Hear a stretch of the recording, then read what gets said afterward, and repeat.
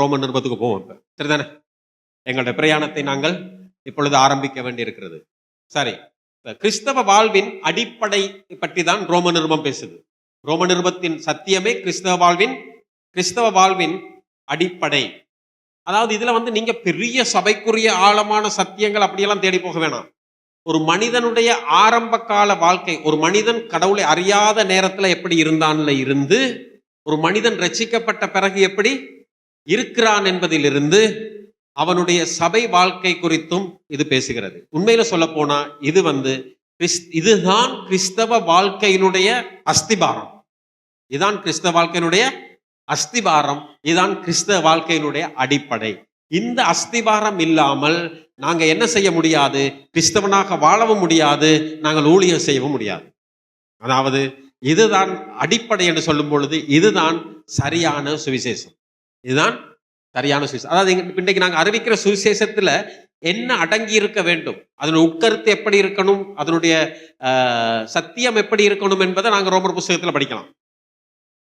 ஏனென்று சொன்னால் என்ன காரணம்னு சொன்னால், சபை சரித்திரத்தில் சாதனைகள் புரிந்த நிருபம் இது.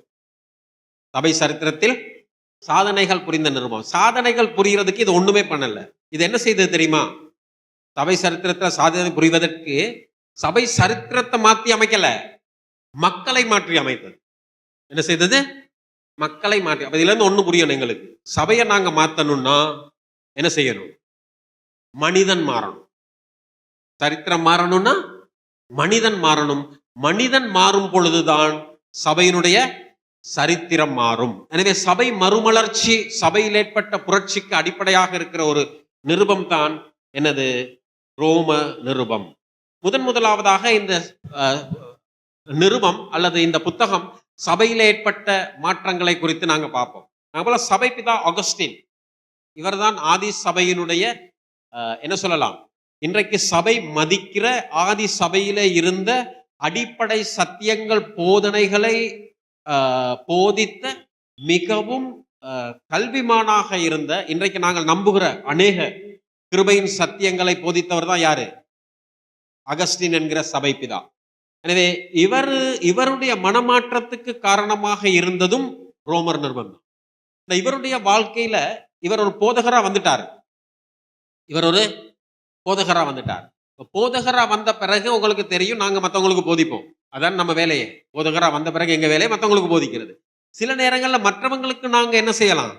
போதிக்கலாம். ஆனா அந்த பிரச்சனை எங்கட வாழ்க்கையில எப்படி இருக்கும்? பெரிய போராட்டமாக இருக்கும். மற்றவர்களுக்கு போதிக்கிற அதே விஷயம் எங்களுடைய வாழ்க்கையில போராட்டமாக இருக்கும். ஃபாதர் ஆகஸ்டின் அல்லது சபைபிதா ஆகஸ்டின் அங்கே மற்றவர்களுக்கு போதிக்கிற ஒரு போதகராக இருந்த நேரத்தில் அவருடைய வாழ்க்கையிலே பல போராட்டங்கள் இருந்தது. பாவத்துக்கு எதிரான போராட்டத்திலே அவருக்கு அதை மேற்கொள்ள முடியாது இருந்தது. பாவம் அதற்கு எதிராக எப்பொழுதும் போராடி கொண்டே இருந்தது, செயல்பட்டு கொண்டே இருந்தது. இந்த சூழ்நிலையிலே தான் ஒரு நாள் ஒரு தோட்டத்திலே அவர் உலாவிக் கொண்டிருக்கிற நேரத்திலே ஒரு தோட்டத்துல வச்சு அவருக்கு ஒரு சத்தம் கேட்குது. என்ன சத்தம்னா, ஒரு குழந்தை பிள்ளை பேசுற சத்தம் கேட்குது. எடுத்து வாசின்ற ஒரு சத்தம் கேட்குது. எங்க இருந்த சத்தம் அவருக்கு தெரியாது. உண்மையில குழந்தை பிள்ளை இருந்துதான்னு கூட தெரியாது. ஆனா ஒரு சத்தம் மட்டும் கேட்குது, எடுத்து வாசி.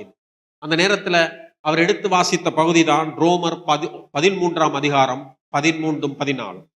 வாசிக்கிறீங்களா? அத களியாட்டும் வெறியும் வேசித்தனமும் காம விகாரமும் வாக்குவாதமும் பொறாமையும் உள்ளவர்களாய் நடவாமல் பகலிலே நடக்கிறவர்களைப் போல சீராய் நடக்க கடவோம். துர் இச்சைகளுக்கு இடமாக உடலை பேணாமலிருந்து கர்த்தராகிய இயேசு கிறிஸ்துவை தரித்து கொள்ளுங்கள். சரி, கர்த்தராகிய இயேசு கிறிஸ்துவை தரித்து கொள்ளுங்கள் சொல்லும் பொழுது அதுக்கு முதல் இருந்த எல்லா பிரச்சனையோட வாழ்க்கையில இருக்கு. எல்லா போராட்டம், மாம்சத்துக்குரிய எல்லா போராட்டமும் இருக்கு, பாவத்துக்குரிய போராட்டமும் இருக்கு. அப்ப அதுக்கு பதில் என்னது? கர்த்தராகிய இயேசு கிறிஸ்துவை தரித்துக் கொள்ளுங்கள். அப்ப அந்த நேரத்துல தான் அவர் இயேசு கிறிஸ்துவை தன்னுடைய வாழ்க்கையில என்ன செய்கிறார்? ஏற்றுக்கொள்ளுகிறார், தரித்துக் கொள்ளுகிறார். அப்ப அந்த நேரம் தான் கிறிஸ்துவின் மூலமாக இது எல்லாவற்றையும் மேற்கொள்ளலாம் என்கிற விசுவாசம் வருகிறது. அந்த நேரத்தில் இந்த வசனத்தை அவர் விசுவாசிக்கிறார். அவருடைய வாழ்க்கை என்ன செய்கிறது?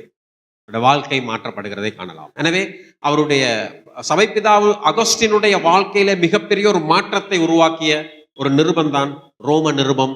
எனவே சபைபிதா அகஸ்டின் என்று சொல்லும் பொழுது இன்றைக்கு சபையிலே பெரிய ஒரு இறையல்வாதியாக சபையினாலே புகழப்படுகிற மதிக்கப்படுகிற ஒருவர். ஆனால் அவருடைய வாழ்க்கையை மாற்றுவதற்கு இந்த நிருபம் காரணமாக இருந்ததுன்னு சொல்லி நாங்க பார்க்கிறோம். அடுத்தது மார்ட்டின் லூதரின் சபை சீர்திருத்தம். மார்ட்டின் லூதரும் ஒரு ரோமன் கத்தோலிக்க துறவி. சபையிலே விட்டன்பர்க் என்கிற ஒரு ஜெர்மன் தேசத்தில் இருக்கிற விட்டன்பர்க் என்கிற ஒரு சர்வ கலாசாலையிலே பேராசிரியராக இருந்தார்.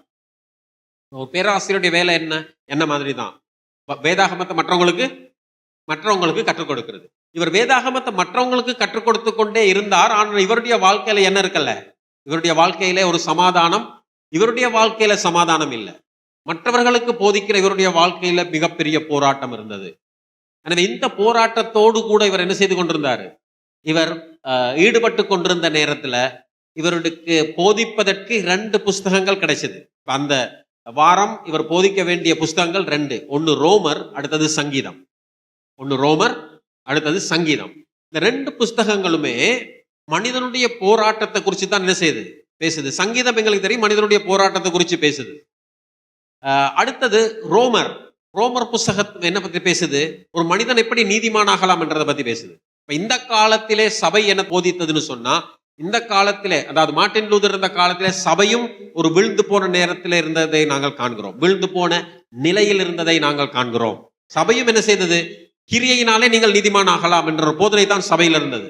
என்ன செய்தாங்க, சபைக்கு நீங்க பாவ மன்னிப்பு சீட்டு காசு கட்டினா போதும், சபையினுடைய ஆராதனைகள்ல வந்து சபைக்கு காணிக்க கொடுத்தா போதும், கூட பணம் கொடுக்குறவங்களுக்கு கூட மன்னிப்பு கிடைக்கும், குறைய பணம் கொடுக்குறவங்களுக்கு குறைய மன்னிப்பு கிடைக்கும். இப்படிப்பட்ட கிரியையினாலே அடுத்த சபையினுடைய சம்பிரதாயங்கள் அல்லது சபையினுடைய என்ன சொல்லுவோம், சாக்கிரமந்து, 7 சாக்கிரமந்து இருக்கு தெரியுதானே உங்களுக்கு.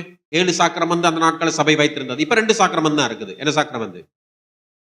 திருமுழுக்கும் திருவிருந்தும். அந்த காலத்துல 7 சாக்கிரமந்து, பிறந்ததுல இருந்து சாகிற வரைக்கும் 7 சாக்கிரமந்து. இந்த 7 சாக்கிரமந்துகள் படி செய்தாதான் நீங்க பரலோகம் போகலாம் என்ற இப்படிப்பட்ட கிரியையின் போதனைகள் இருந்த காலத்துல இதனால என்ன கிடைக்கல, மனிதர்களுக்கு, விசுவாசிகளுக்கு விடுதலை இல்லை. அப்ப ஒரு விடுதலை இல்லாத ஒரு நிலையில யார் இருக்கிறது, அங்கே சபையில் இருக்கிற ஒரு துறவி அல்லது ஒரு போதகர், அதுவும் வேதாகமத்தை சர்வ கலாசாலையிலே கற்றுக் கொடுத்து போதகர்களை உருவாக்குற ஒரு பணியில் இருந்தவர். அவருடைய வாழ்க்கையில சமாதானம் இல்லை.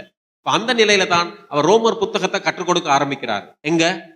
சர்வ கலாசாலையில் கற்றுக் கொடுக்க ஆரம்பித்த பொழுதுதான் அவர் கண்டுபிடிச்ச முதலாவது வசனம் ரோமர் 1:17, ஆபக்கூக் 2:4. என்னது? விசுவாசத்தினாலே நீதிமான் பிழைப்பான். விசுவாசத்தின் மூலமாகத்தான் நாங்கள் நீதிமானாக்கப்பட முடியுமே ஒழிய எந்த கிரியையினாலும் நாங்கள் நீதிமானாக்கப்பட முடியாது என்கிற சத்தியத்தை கண்டுபிடித்த பிறகு அதை போதிக்க ஆரம்பிக்கிறார். மார்ட்டின் லூதரை நான் மிகவும் மதிக்கிற ஒரு பெரிய மனிதன் மார்ட்டின் லூதர். ஏன் தெரியுமா? மார்ட்டின் லூதர் இந்த சத்தியத்தை முன்னுக்கு கொண்டு வந்து சபைக்கு எதிராக போதித்த பொழுது, சபைக்கு முன்வைத்த பொழுது, அங்கே ஒரே ஒரு சபை தான் இருந்தது. ஒரே ஒரு சபை தான் இருந்தது. அந்த சபையும் சாதாரண சபை கிடையாது. அந்த சபை ராஜாக்களை பாப்பாண்டவர்மார் என்ன செஞ்சாங்க, ராஜாக்களை காலடியில விழ வச்சவங்க தான் பாப்பாண்டவர்மார். ராஜாக்கள் முழங்காலில் போயிருக்கிறாங்க. யார்கிட்ட? பாப்பாண்டவர்மார்கிட்ட. பாப்பாண்டவர் அரசாங்கங்களே என்ன செஞ்சிருக்கிறாங்க, கவிழ்த்திருக்கிறாங்க. ராஜாக்களை பதவி நீக்கம் செய்திருக்கிறாங்க. இப்படிப்பட்ட ஒரு வலிமை வாய்ந்த சபையில ஒரு சாதாரண ஒரு துறவி அல்லது சாதாரண ஒரு போதகர் எழும்பி நின்று, இந்த முழு சபைக்கும் எதிராக எழும்பி நின்று, இந்த சபையினுடைய போதனை என்னது, தவறு, விசுவாசத்தினாலே தான் நீதிமான் பிழைப்பான், உங்களுடைய சடங்கு சம்பிரதாயம் பாவ மன்னிப்பெல்லாம் செல்லுபடி ஆகாதுன்னு சொல்றது லேசான காரியம் கிடையாது. அவருக்கும் ஒரு கொலையாச்சு. இதுக்கு முன்பதாக இதை சொன்ன எல்லோருமே உயிரோடு கொளுத்தப்பட்டார்கள், உயிரோடு எரிக்கப்பட்டார்கள். அதுதான் உங்களுக்கு தெரியும். ஜான் ஹஸ் உங்களுக்கு தெரியும், செவனரோலான்ற ஒரு இத்தாலிய துறவி. அடுத்தது ஜான் விக்லிப். இவங்க மாதிரி என்ன மக்களை என்ன செய்தார்கள், ஜான் விக்லிப்பை அவர் இயற்கை மரணம் அடைந்தவருடைய எலும்புகளை எடுத்து எரிச்சாங்க. அந்த அளவுக்கு சபை தன்னுடைய போதனைக்கு எதிராக வருகிறவர்களை கொலை செய்யும் அந்த ஒரு வெறியோடு சபை இருந்தது. இந்த ஒரு சூழ்நிலையில தான் ராஜாக்கள் கூட சபைக்கு பயந்திருந்த ஒரு காலம்.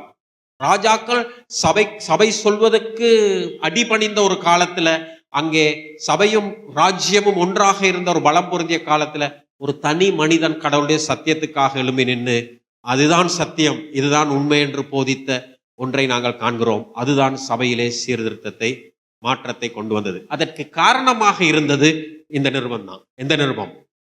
ரோம நிருபம். எனவே இந்த ரோம நிருபம் அவருடைய வாழ்க்கையில ஒரு விடுதலை கொடுத்த பிறகு, அந்த விடுதலை மற்றவங்களுக்கு சொல்லாம அவரால் இருக்க முடியலை. இந்த சத்தியத்தை சொல்லாம நான் செத்து போயிட்டேன்னு சொன்னா இந்த சபையில் இருக்கிற உலகத்தில் இருக்கிற மக்களுடைய அனைவருடைய ஆத்துமாக்களுக்கும் இரத்த பலிக்கும் நான் என்ன செய்யணும்? பதில் கொடுக்க வேண்டும்னு சொல்லி தனி மனிதனாக எழும்பி இருந்த ஒருவரை நாங்கள் காண்கிறோம். ஆண்டவர் அந்த நேரத்திலே அவரை ஆசீர்வதித்தார், அவரோடு கூட இருந்தார், அவரை பாதுகாத்தார், சபை சீர்திருத்தத்துக்கு வித்திட்டார். அன்னைக்கு சபையில வெடிச்ச வெடிப்பு தான் இன்னைக்கும் போய்கிட்டே இருக்கு. சரியா? புரொட்டஸ்டாந்துன்னு சொல்ற ஒரு வார்த்தை நாங்க இன்னைக்கு பாவிக்கிறதுக்கு காரணமே புரொட்டஸ்ட் பண்ணினார். என்னது? எதிர்த்தார். என்னது?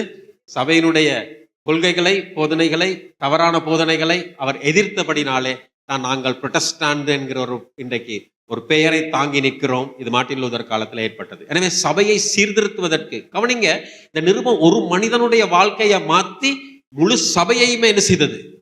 முழு சபையையுமே மாற்றியது. அவ்வளவு பெரிய ஒரு புத்தகம் இது, நூல். சாதாரண ஒரு இது கிடையாது. எது? ரோமர் நிருபம் சாதாரண நிருபம் கிடையாது. நாங்கள் இன்னும் படிக்கவே இல்லை.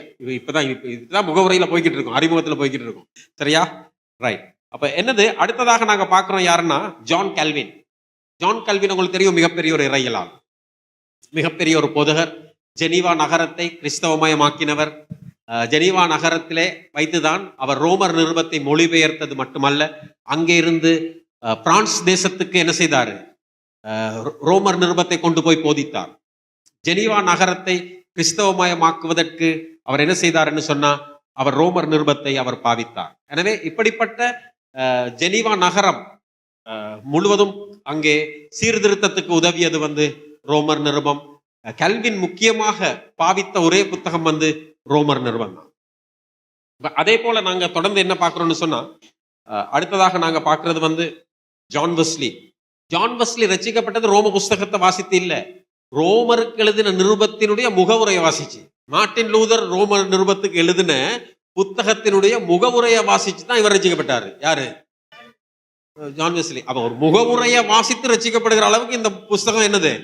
ஒரு மனிதனுடைய வாழ்க்கையை மாற்றக்கூடியதாக இருந்தது. ஜான் வெஸ்லிக்கு மிகப்பெரிய போராட்டம் இருந்தது. அதாவது அமெரிக்காவில் ஊழியர் செய்துட்டு அவர் இங்கிலாந்து தேசத்தை நோக்கி கப்பல்ல வந்து கொண்டிருக்கும் பொழுது கப்பல் புயலிலே சிக்கிக்கொண்டது. கப்பல் புயலிலே சிக்கிக்கொண்டது. அட்லாண்டிக் கடலுக்கு மேலாக நான் போன மாதம் பிளேன்ல பறந்துகிட்டு இருந்தேன். அதாவது நினைக்கிறோம் 5 மணித்தியாலத்துக்கு மேல நீங்க போகணும்.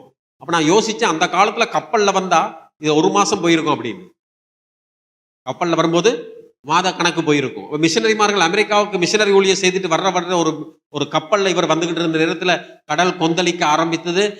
அவங்கெல்லாம் அந்த மொரோவிய மிஷனரிமார், மொரோவியன்னா இப்ப இருக்க ஜெர்மன் தேசம், மொரோவிய மிஷனர்மார் சர்வசாதாரணமாக அவங்க வேலையை பார்த்துக்கிட்டு இருந்தாங்க. கடல் கொந்தளிச்சுக்கிட்டு இருந்தது, சர்வசாதாரணமாக வேலையை பார்த்து. இவர் மட்டும் பயந்து நடுங்கிக்கிட்டு இருந்தாரு. யாரு? இவர் ஒரு போதகர், ஆனா இவர் பயந்து நடுங்கிக்கிட்டு இருந்தாரு. அப்ப அதனாலதான் அவங்க சொல்லியிருக்காங்க, உனக்கு விசுவாசம் இல்லை, உனக்கு விசுவாசம் வேணும்னு சொன்னா ரோமர் நிருபத்தை நீ எடுத்து என்ன செய், நீ வாசின்னு. எனவே இவ என்ன சொல்லப்படுகிறது? ரோமர் நிருபத்தினுடைய முகவுரையை வாசித்த மார்ட்டின் லூதர் எழுதிய ரோம நிருபத்தினுடைய முகவுரை வாசிக்கப்பட்ட பொழுது இவருடைய இருதயம் கொழுந்து விட்டு எரிந்ததுன்னு சொல்லப்படுது. இவருடைய இருதயம் கொழுந்து விட்டு எரிந்தது. அங்கேதான் இவருக்குள்ளே ஒரு பெரிய மாற்றம் வருகிறது, ஒரு விசுவாசம் வருகிறது. எனவே ஜான் வெஸ்லி சபை சரித்திரத்திலே ஒரு மிகப்பெரிய மனிதன். இங்கிலாந்து சபையிலே ஒரு பெரிய புரட்சியை, மறுமலர்ச்சியை ஏற்படுத்தி இன்றைக்கு இருக்கிற மெத்தோதிஸ்த சபையினுடைய அதாவது பவுண்டர், என்னது ஸ்தாபகர் என்று சொல்லி நாங்கள் சொல்லலாம். அதை ஸ்தாபித்த ஒருவர், அதற்கு முன்னோடியாக ஆண்டவர் பாவித்த ஒரு பாத்திரம். அப்படிப்பட்ட ஒருவருடைய மாற்றத்துக்கு காரணமாக இருந்தது ரோமர் நிருபம் தான். எனவே மிக பெரிய பெரிய தேவனுடைய மனிதர்களுடைய வாழ்க்கையை மாற்றி அமைத்தது ரோமர் நிருபம். இதனால தான் நான் சொல்றேன், இது கிறிஸ்தவ வாழ்க்கையினுடைய அடிப்படையை போதிக்கிற ஒன்றாக இருக்கிறது. இப்ப இவ்வளவெல்லாம் பெரிய இதெல்லாம் சொல்லியாச்சுது. அடுத்ததாக நாங்க என்ன இந்த நிருபத்துக்குள்ள அப்படி இருக்குன்னு பார்க்கணும். இப்பவே உங்களுக்கு நீங்க யோசிப்பீங்க, அப்படி என்னதான் இந்த நிருபத்துக்குள்ள இருக்குது, இவ்வளவு பேருடைய வாழ்க்கையை மாற்றி அமைக்கிற அளவுக்கு ரோமர் நிருபத்துக்குள்ள என்ன இருக்கு அப்படின்னு பாத்தீங்கன்னா அப்படி பெரிய ஒண்ணும் இல்லை, ரொம்ப எல்லாம் சிம்பிளா தான் இருக்கு. ஏன் தெரியுமா? பெரிய விஷயங்களை பேச போனா மக்களுக்கு என்ன செய்யாது, புரியாது. எளிமையா பேசினா மக்கள் புரிந்து கொள்வார்கள். எனவே ஒரு எளிமையான நிருபம் இது.